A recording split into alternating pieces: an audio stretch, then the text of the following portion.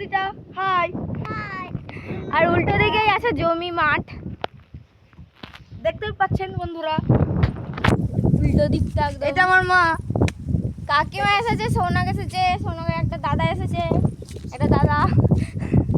দেখুন এটা কতদিনের আগে পুরনো জলের কল ছিল।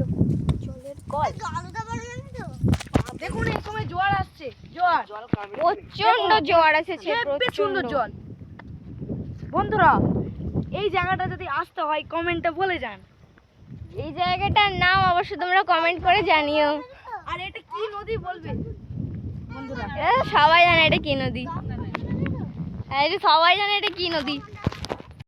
আমরা এখানে এখন রাস্তায় বসে আছি, তোমরা দেখতে পাচ্ছ যে রাস্তা,